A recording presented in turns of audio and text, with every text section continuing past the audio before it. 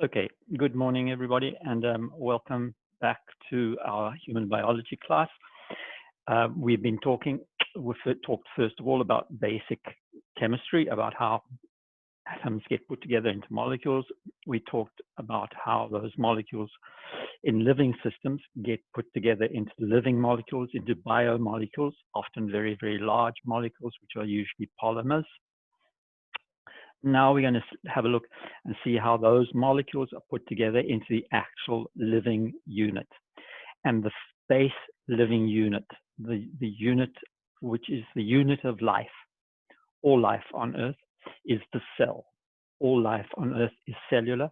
All cellular life, the functioning of the cell is governed by its DNA, by its hereditary material. We already heard a little bit about DNA and about how it is structured. We'll hear a bit more when we talk about how cells divide and about how cells reproduce. But just remember, DNA is the master molecule. It contains the recipe for all of the proteins in the cell. And our cells, as you will see, are very largely composed of protein, but all the functions of the cell, all the metabolic processes are driven by proteins as well. So, and the recipe for all of those is contained in the DNA. Okay, so we're going to talk today a bit about cells and about how they are structured. So this forms the basis of what biologists refer to as cell theory. And it is this: the cell is the basis of all living things on Earth. There's no living thing that does not consist of a cell. And all living things, they're composed of at least one cell. There are many organisms which live perfectly successfully with one cell. Protozoa, bacteria, all those sorts of things, they all have only one cell. But then there are also multicellular organisms like we ourselves, where we may have billions of cells that make up an individual organism. But there is a fundamental rule, and that is that all cells come from a previous cell. We do not anymore have the generation from inanimate matter of a living cell. There was one foundational event about 3.94 billion years ago, when the original cell was formed, and all cells have developed from that one cell. All evolution has proceeded from that one cell. So we are all related by having that one common ancestor billions of years ago. But no living thing is generated from inanimate matter. All cells come from another cell. And the last thing to note is that the cell is defined. It is physically defined by its cell membrane, a specialized membrane around the outside. We've already heard about it. It is a plasma membrane. We'll refer to it again in a minute. Surrounds the cell, and it defines it because it is that cell membrane controls the passage of material back and forth into the cell. And so it is a cell membrane that allows conditions on the outside to be different to conditions on the inside. The cell can concentrate material and fund all the processes of life because it forms that barrier. Because it's a controllable gateway, and the cell is able to control what comes into the cell, and it is able to control what leaves. And so it has control over the interior environment of the cell. And that is critical, because you can imagine if there was no cell membrane, everything, all of the substances that make up the cell would just diffuse. They would diffuse out into the ocean or wherever, and they would become too rarefied for any processes, living processes, to take place. They only take place because the inside of the cell is concentrated. It's a concentrated mixture of the required biochemicals which drive the processes of life. So let's just have a look. Here's a very simple diagram of a cell, and you'll notice that around the outside here is the cell membrane. That is a plasma membrane. We have defined a plasma membrane before, but we'll see it again in a minute. There's a plasma membrane around the outside, which the plasma membrane around the outside of the cell we often refer to as the cell membrane. But in many cells, there are other plasma membranes. These plasma membranes define organelles within the cell.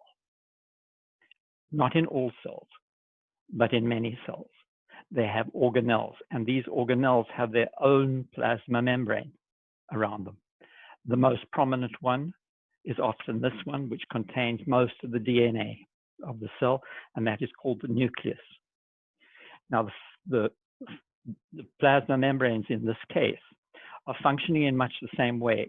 They are allowing conditions within the organelle to be different to the conditions in the outside.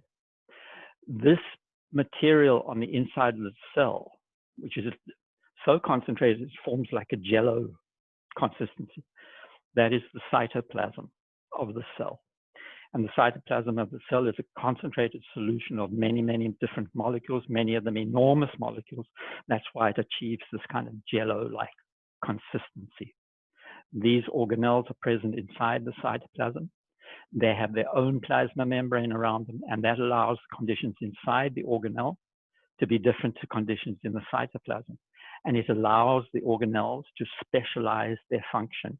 The different organelles have different, very, very specialized, very elaborate functions, which are quite different to one another. We talk about it more in a bit. So the cell membrane defines the cell. Plasma membranes define the other organelles as well if they're present. We did this before. We only consider it in the simplest possible terms, just so that you have the idea about what this is. This is a plasma membrane, and let's just imagine that this is the cell membrane around the outside of the cell. So this is what the plasma membrane consists of. You'll remember the word phospholipid. That is this strange molecule, a phospholipid with a head which dissolves very easily in water, and tails which do not. They repel water. The tails are hydrophobic. They hate water. The heads are hydrophilic. They love water. They dissolve really easily. So when we put this is liquid. When we put it into water, it has to form a form which allows the heads to be in water and the tails to be away from water. And the only solution for it is this structure. It's a bilayer. It's a phospholipid bilayer, as you see here. Highlight that. Here are the heads, all happily dissolved in water. Here on the other side, heads all dissolved in water. This would be the outside. This would be cytoplasm, let's say. Here are all the tails. All the hydrophobic tails face inwards, and they exclude all the water. So it's an amazing thing. This is actually really a film of liquid. It's a film of liquid oil, or phospholipid, which forms a skin that defines the cell. It is actually quite a profound barrier, even just like that, because it does not allow, most substances do not get across it very easily. Gases and things like that can go across. They go across quite easily. But most other things find it very difficult to get across because they've got to get past this hydrophilic part, and they've got to get past this hydrophobic part. And this is a tremendous barrier, thin as it is a barrier to the passage of many, many, many, many molecules. So just on its own like that, it wouldn't work because you've got to have passage back and forth of substances.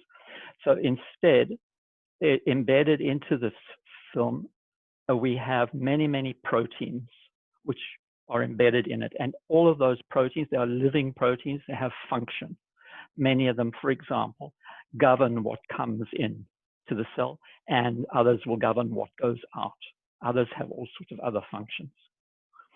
But It is these proteins embedded into that membrane that make the membrane a living thing. It performs metabolic function because of those proteins, and they control everything that goes back and forth across the membrane, and very often control processes, metabolic processes that happen at the membrane.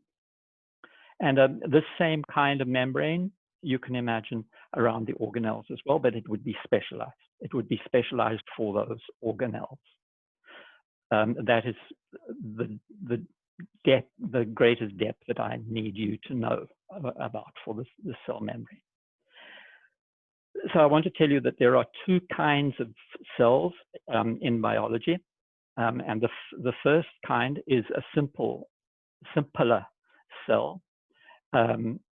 I don't like using the word simple because, in fact, they're very, very, very, very complicated, and they do everything that any other cell does. But you'll see that their structure is simpler. And it's simpler because these cells only have a cell membrane.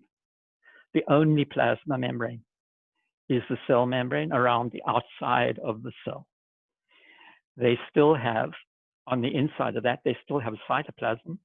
And you'll hear that they have many other things that other cells do, but they don't have any organelles.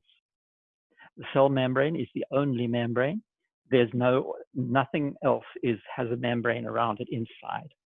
And these we call the prokaryotes. The prokaryote cell only has a cell membrane around the outside, no organelles. And they're really important because the bacteria are prokaryotes. So all of the bacteria, a huge, huge group, many, many, many, many thousands of species of bacteria. They are very, very, very abundant, and they are prokaryotic. And we are particularly interested in them because these were the first cells. We can find fossils of bacteria, about 3.75, 3.8 billion year old fossils of bacteria. So they evolved quite soon after the Earth was formed. Once Earth became even marginally habitable, life evolved very quickly. And these prokaryote cells were the very first. It's from prokaryote cells that everything else has arisen. So that is the reason I don't like to use the word simple, because almost all of our metabolic processes that we still drive our cells actually evolved in the prokaryotes. Bacteria share with us many, many, many features, and not least amongst which is the fact that these cells are also governed by the molecule DNA. And the DNA in prokaryotes, it just lies inside the cytoplasm. You see this sort of kind of lighter area here in this picture here. This is where the DNA is. It's carefully organized inside the cytoplasm of the prokaryote, but it does not have a membrane around it. So I want to make it clear right now that there are certain things which all cells share. The first is they all have a cell membrane around the outside, that we know. The second thing is they're all governed by DNA. DNA drives all of the processes of the cell, whether you're prokaryote or anything else. The third thing is all living things have a cytoplasm, and within the cytoplasm they have these little tiny bodies called ribosomes. And we'll see them again in a while, but get the name into your head now. Ribosomes are common to all living things because they make protein, they manufacture protein from the recipes contained in the DNA. So the DNA communicates to the cytoplasm, and in the cytoplasm, the ribosomes will make the protein that the DNA is a recipe for. So all living things have cell membrane, cytoplasm, DNA, and ribosomes. Now, we're not going to talk much more about the prokaryotes because we are not prokaryotes. Human beings are eukaryotes. A eukaryote, eukaryote means true cell. We have an advanced form of the cell. And the prokaryotes, these tend to be very small. The eukaryote cells are very much larger, but they share those characteristics with the prokaryote cell that I've already told you. First of all, they have a cell membrane right around the outside. Okay, all cells have a cell membrane.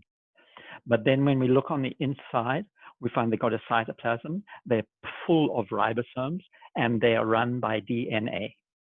But now, the DNA is organized. It is most of the cell's DNA, not all of it, but most of it, is contained in this area here, which has its own membranes around it. It actually has a double membrane around it, and that is the nucleus of the cell. In eukaryote cells, very often, that is very easy to see. It's so big that it's very easy to see. It's usually, in a eukaryote cell, it's usually the first thing you'll see. Notice inside the cytoplasm, defined by its own nuclear membrane, is the nucleus, and the nucleus contains most of the DNA. I'll show you where the other DNA occurs. Then inside the cytoplasm, there are all sorts of other organelles. And each of the organelles has its own membrane system around it, sometimes single and sometimes double membrane that defines the organelle. And within that membrane, these very specialized activities take place. And they are extremely diverse, as we'll see.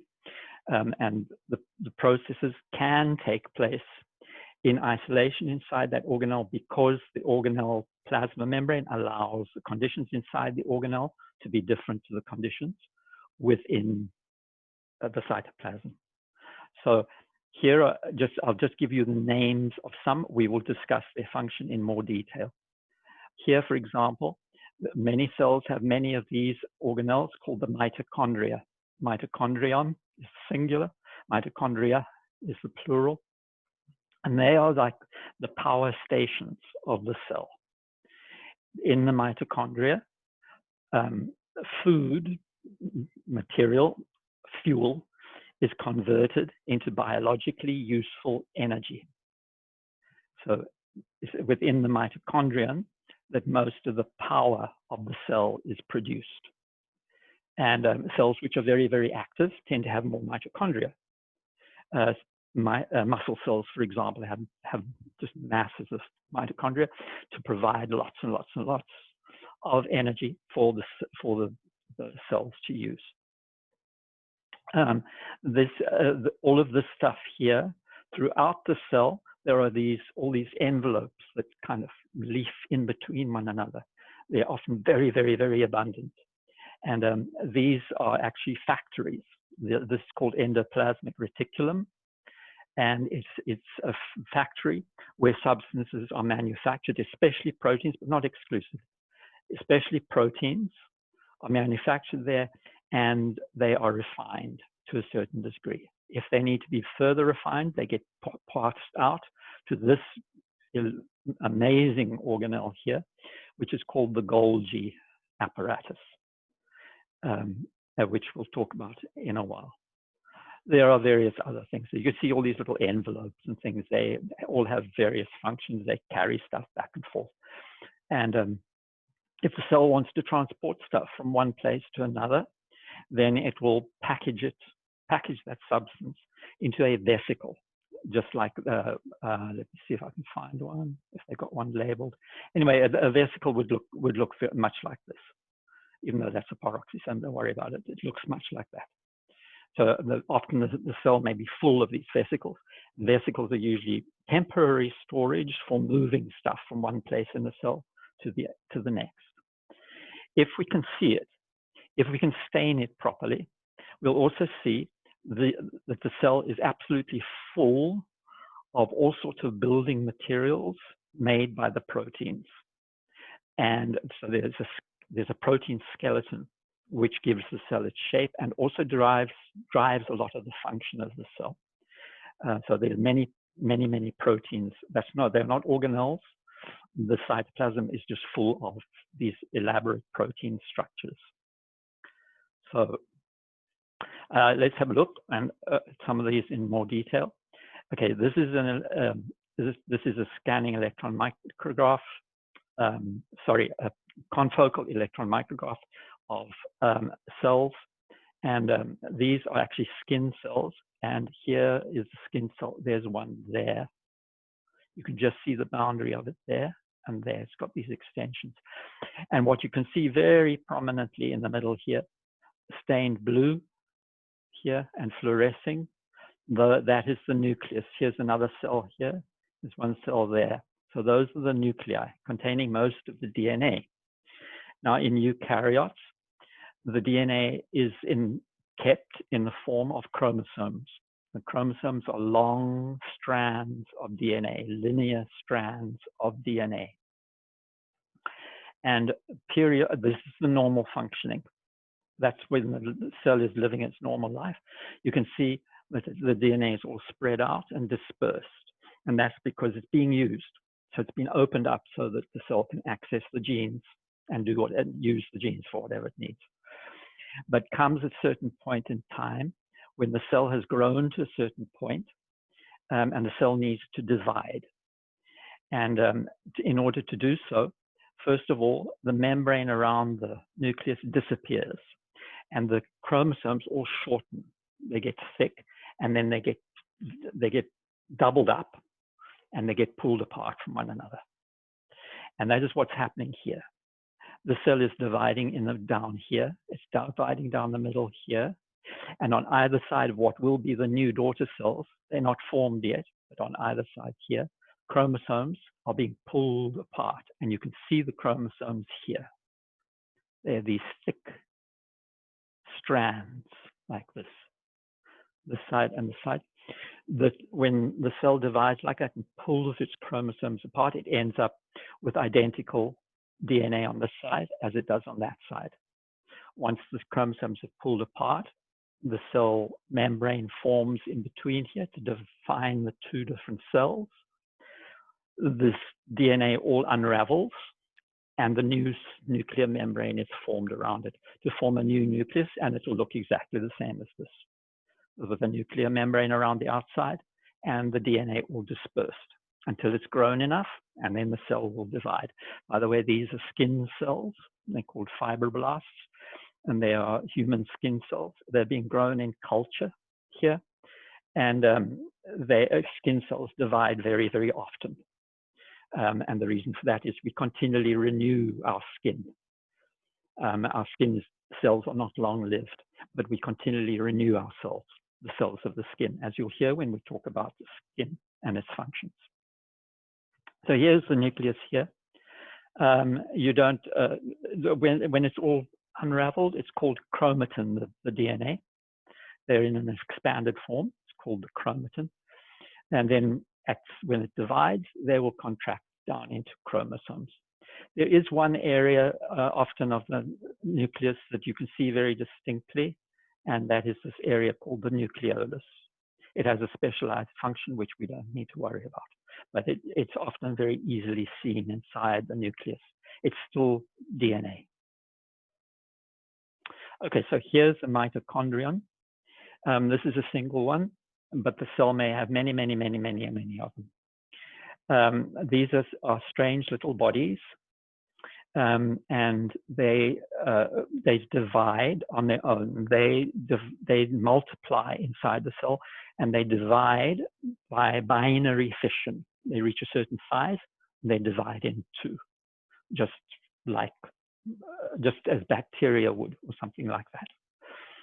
And if the cell has a requirement for many, many more mitochondria, they will divide more rapidly to produce the population of mitochondria. They actually have a double membrane around them. Here's the outer membrane here, and there is an inner membrane. And you can see the inner membrane here is very, very, very, very folded. And that is because all of the metabolic processes of respiration, the process of respiration, which is the production of energy from fuel.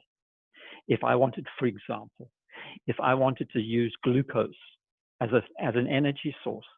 This is where I would ultimately produce the energy from that glucose. It would be produced, the energy would be produced here on these membranes of the mitochondria. And it has the inner and outer have their own fluids that surround them, but the inside one is called the matrix. The other thing to tell you about mitochondria, which is really interesting, is that the mitochondria have their own chromosome, and the chromosome is in the form of a circle. Do you know what else has its chromosome in the form of a circle? Bacteria, the prokaryotes. They have a circular chromosome with their own DNA. Mitochondria have their own DNA. They have their own ribosomes. And look, they have their own membrane and their own kind of cytoplasm. It begins to sound like mitochondria are in fact another cell, another kind of cell. In fact, it sounds very much like mitochondria are a prokaryote cell inside the eukaryote cell. And that is indeed what we believe they are. That in the process of evolution, the mitochondria were taken into the eukaryote cell and have ended up at being part of the evolution of the eukaryote cell. So they were once free living. In evolutionary time, they've become part of the eukaryote cell. I'll just mention one other thing for those of you who watch true crime and forensic science things and all the rest of it. You will sometimes hear them talk about mitochondrial DNA being used, mitochondrial DNA being used, like for identifying people or whatever. This is what they're talking about. They're talking about that circular chromosome inside mitochondria. You can indeed use it. One of the advantages is that mitochondrial DNA is well protected inside the mitochondria. So when other DNA may have degraded as cells decayed or whatever after death, whatever, often the mitochondrial DNA is protected and can be used for identification purposes. So that is mitochondria. It has limited use. I'll tell you one other interesting thing about the mitochondria, and that is we inherit all our mitochondria in our cell. We inherit from our mothers. You don't inherit mitochondria from your father. That sets up a very interesting thing. Your mitochondria are identical to all of your siblings with whom you share a biological mother. They are also identical to all of your maternal grandmother's mitochondria. And everybody derived from her also has the same mitochondria. So the identification, their use for identification is limited. It identifies to a group. It doesn't usually identify individually the way DNA analysis would in forensic science. But nonetheless, it can be very, very useful in identification. Okay, here's a real mitochondrion. This is you can see here around the outside, it has a double membrane. And if you look very carefully, you can see how this inner membrane is folded like this into these folds. And the reason that we have all these folds is so that you can expand the surface area that's available for respiration to take place. Now, there's one other thing I want to show you in this diagram here, and this is all of these leaves and envelopes that you see on the outside here. Can you see there's membrane here, and then on the outside of the membrane, you can see there, you can see like little bumps all over it. Look here. There it is there. Here's the envelope here. This is the inside where I'm dragging this pointer. Here's the outside with the little bumps on it. This is endoplasmic reticulum, these envelopes that fill all of the cytoplasm. And stuck on the outside here are ribosomes. It's called rough endoplasmic reticulum because it has all these ribosomes associated with it. And what these ribosomes are doing, remember I told you the function of ribosomes? It is to manufacture protein. So what they do is they're sitting on the outside here, they're manufacturing protein, and they're pumping it into the interior of the endoplasmic reticulum. And inside the endoplasmic reticulum, that protein gets refined and changed and modified, and it has things added to it, things taken away, until it gets near to being a mature functional protein. Some of them leave the endoplasmic reticulum mature, but others, the endoplasmic reticulum only takes them to a certain stage, and then it has to be further processed somewhere else. So these are, when you look at these folds of endoplasmic reticulum here, you're looking at a protein factory. There are other substances as well that get manufactured in the endoplasmic reticulum, but it's largely protein that it deals with. Here's some pretty pictures for you. So here's a cell. This is a special sort of microscopy called confocal microscopy. We stain different types of molecule inside the cell with different fluorescent dyes. It's very specific especially for specific proteins. So we can stain from nuclear membrane protein, we can stain for mitochondria, etc. That's what they've done here. First of all, they've stained for the protein strands inside the cell. This is also called the cytoskeleton, and you can see why. Here are protein strands forming like a skeleton of the cell. Out on the outside, you can't actually, you can just see it in some places. You can see the cell membrane. All of these red dots on the inside, those are all mitochondria. They're all mitochondria. You can see the cell may be abundant in mitochondria. And this purple thing here, guess what it is? Of course, it's the nucleus, the largest organelle that you recognize.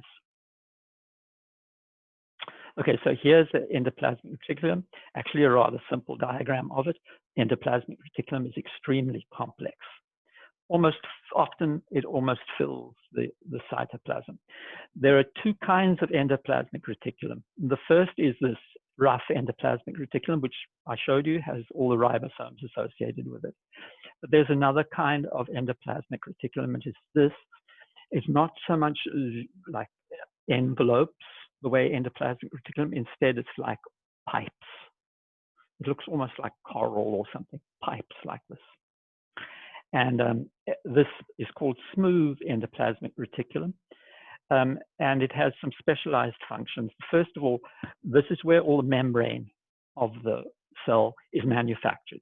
This is where the cell membrane, endoplasmic, all this membrane is actually originally manufactured here at the end of smooth endoplasmic reticulum, but it's got another very important function. This is where a lot of detoxification takes place. So for example, smooth endoplasmic reticulum is very, very abundant in your liver, because your liver is the major detoxification center. All your blood passes through the liver in an attempt to detoxify it from various things. We are continually exposed to toxins. Even when you eat ordinary vegetables, for example, many of them have a small amount of toxin. You won't ever notice it. It does nothing to you because it gets processed really quickly by your smooth endoplasmic reticulum. But I will just tell you, for example, that people who are drinkers, the smooth endoplasmic reticulum of the liver is responsible for detoxifying the alcohol. And it can actually end up being worn out and damaged by continual exposure to any particular toxin, alcohol, just as much as anything else. And this is why eventually people who are heavy drinkers, their endoplasmic reticulum begins to wear out and their liver begins to fail, because the smooth endoplasmic reticulum loses its function. So here's an electron micrograph. Electron micrographs are taken under an electron microscope. They are very, very thin sections of tissue. They have to be, because we're using an electron beam to visualize the sample. And the electron beam can only pass through something which is extremely, extremely thin. They are stained usually with metals so that we can visualize them quite easily. In a way, you could think of this as being almost like of a highly magnified X-ray picture or something. It's not using light, it's using an electron array, an electron beam, in order to visualize it. So here's this rough endoplasmic reticulum, easy to visualize, easy to recognize, because it's these thin envelopes, and on the outside there are lots of ribosomes. On this side here, this is smooth endoplasmic reticulum. Still endoplasmic reticulum, but it is smooth because it has no ribosomes. And you can see that it has a different shape. It's not these leaves and envelopes. Instead, it's like pipes that we've cut across. These, by the way, are mitochondria sitting here, just cut in a strange angle. Okay, so I told you that the rough endoplasmic reticulum gets this raw protein pumped into it by the ribosomes, and the rough endoplasmic reticulum then refines that early version of the protein. In many cases, the endoplasmic reticulum can finish the job, and the protein is released to be used for whatever. But in some cases, actually often, the endoplasmic reticulum can only take that protein to a certain level, and then it is unable to finish the refinement of the protein. And instead, what it will do is that it will package the raw material, and it will transport it across the cell to this absolutely amazing little organelle. And it's called the Golgi apparatus, named for the person who first described it. So here you can see, here there are vesicles that are arriving at Golgi, and they are arriving from the endoplasmic reticulum. And they're transported across in a special way that I'll show you in a minute. They arrive here, and the vesicles fuse with Golgi, and they release their contents into this envelope here. And in that envelope, a certain amount of processing will take place. When that processing is finished, that envelope will produce its own vesicles, and they will move up here. They'll move up here to the middle regions and be further processed. If need be, it may be enough. They may be released after that. But if not, if they require further refinement, they are sent up to the upper levels of the Golgi, and eventually the absolute final product is produced. And you can think of it, for example, it's as if we want to manufacture a motor car, right? And so we send the raw materials. We're going to send the raw metals and the raw rubber and the raw plastics and everything else. We're going to send them to the ribosomes, and they're going to pump they're going to put it in sheet metal and everything, and they're going to pump that into the endoplasmic reticulum, and the endoplasmic reticulum is going to manufacture car parts. Okay, all the different car parts get manufactured, and then it can't do any more, and so it sends the car parts off to these factories. And this factory here takes all the bits of the engine and puts the engine together. This bit, it then sends the engine up here, and this now takes other bits and puts them together into the chassis, and then this bit puts the engine into the chassis, and in the end, what we end up here, we end up with a BMW being produced and released for sale. The cell is able to take very simple materials, join them together, make the raw materials, take the raw materials, refine, until in the end they can produce, for example, they can produce proteins which are capable of the most sophisticated function by the time it has passed all the way through the Golgi. It is an amazing, we would love to be able to understand all the processes that take place within this microscopic little factory, or set of factories rather. It's really like a set of factories that all feed to one another. That's the Golgi. And just remember, these are the vesicles. Vesicles are organelles which contain a substance, usually for temporary storage or for movement to transport substance from one part of the cell to the other. Here's a Golgi. Here's an electron micrograph of the Golgi, and you can see all the leads. This is what we call the receiving face.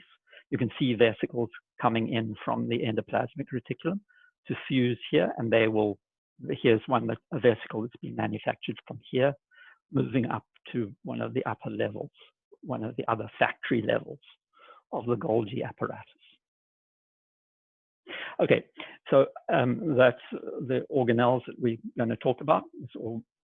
And I just want to tell you a little bit about what we refer to as the cytoskeletal elements. And these are the proteinaceous elements. They are all made of protein, very diverse. We're not going to do them go through all the different kinds in any detail.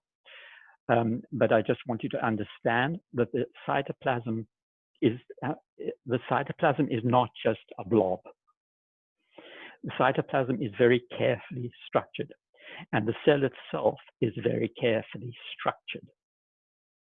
And that the cytoplasm is structured very largely by these proteinaceous cytoskeletal elements that give it its structure. And they may also confer all sorts of other properties on the cell. Those cytoskeletal elements can be broken down and built up, and they can be broken down and built up very, very quickly.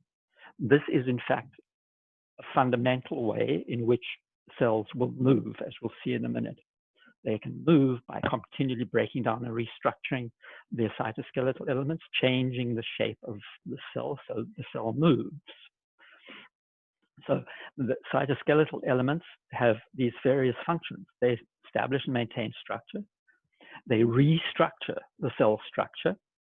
And they're also responsible for movement. All movement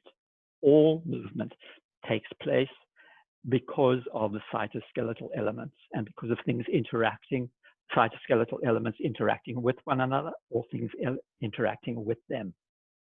So when I said that the endoplasmic reticulum, for instance, moved vesicles from endoplasmic reticulum to this Golgi body, what happens is that the cell makes a protein track from the endoplasmic reticulum all the way to the Golgi, to the place where it wants the vesicle to go.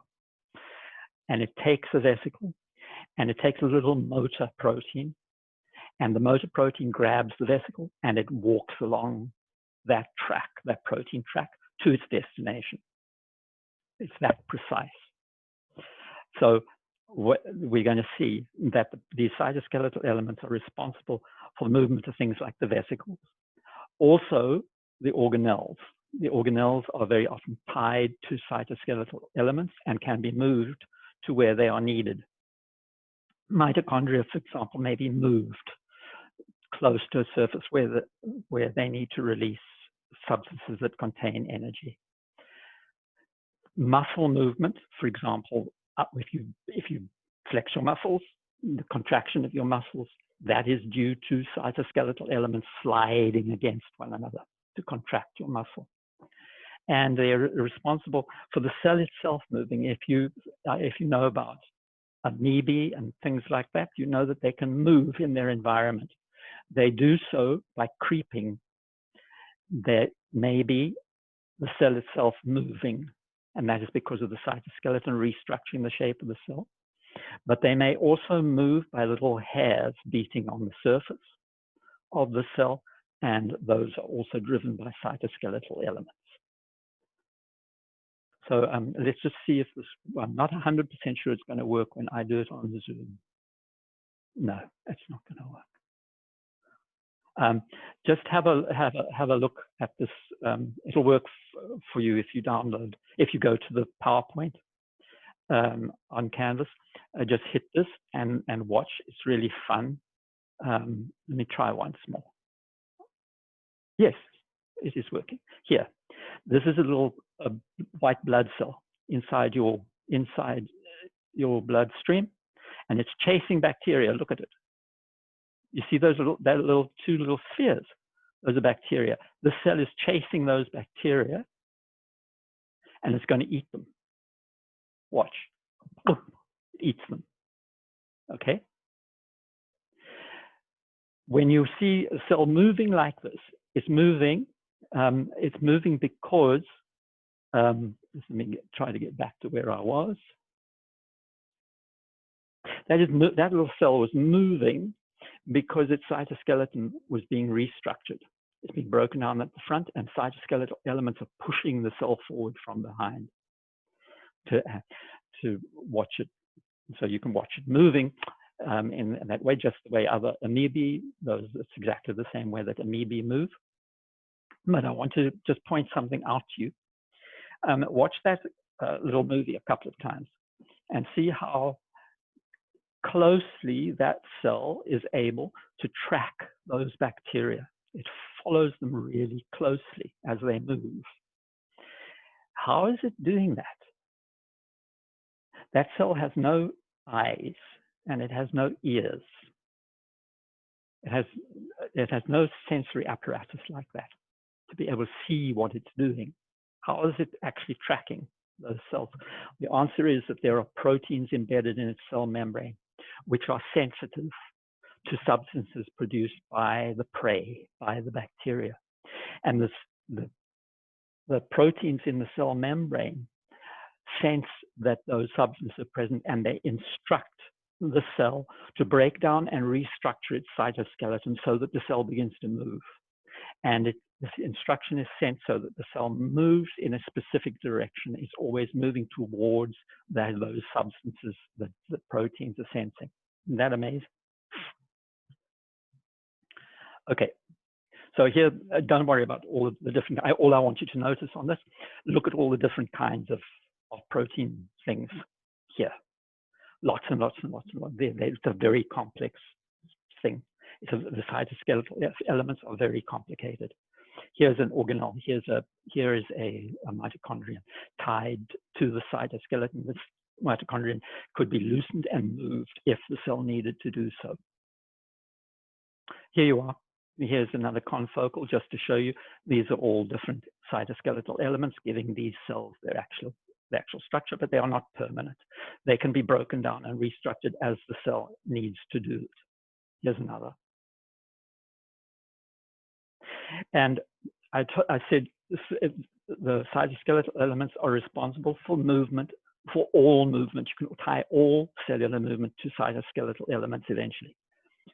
And here's an instance. I've already told you that during cell division, the chromosomes are doubled up, and they're shortened and thickened so that we can see them. And then as the cell divides, they must be moved apart from one another. If they are moving, then they are relying on cytoskeletal elements to do it. And here they are here, this beautiful spindle shape of cytoskeletal elements, proteins here. The chromosomes are actually tied to them, and they by little motors, and they actually move along these as if they were railroad tracks. So when the time comes for them to move, they will very rapidly move apart from one another.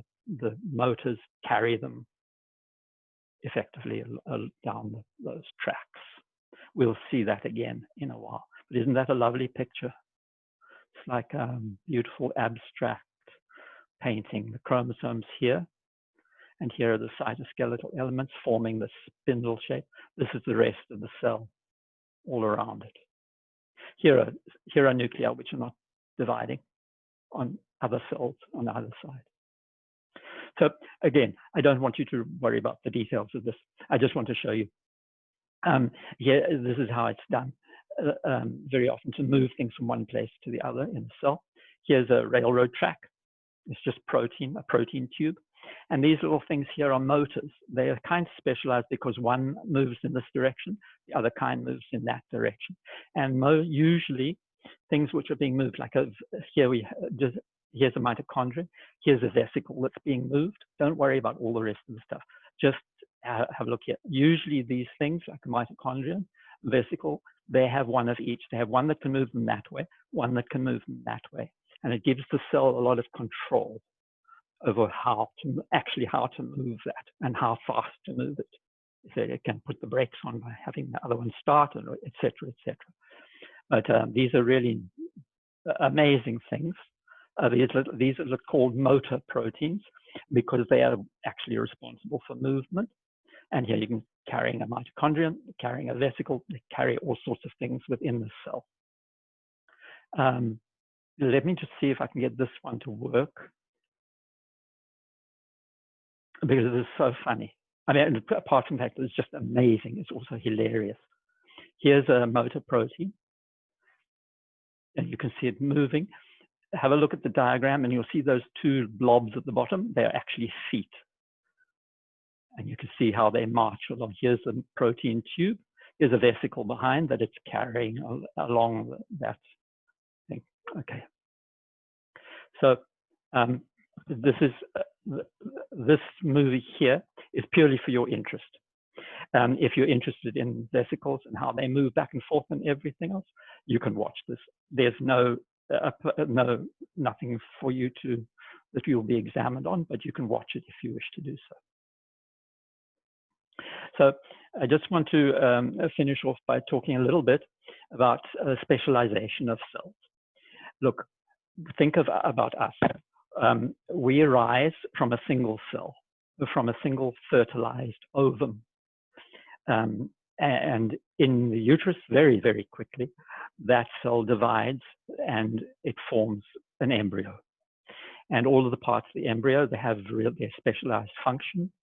And when we look at our cells of our body, look at our brain cells, and then what? Look at our skin cells and ask the question, why did the brain cell end up being a brain cell? And why did the skin cell end up being a skin cell? What is different between them? Is their DNA different? No, it's not. Here is a nerve cell, a very complicated nerve cell.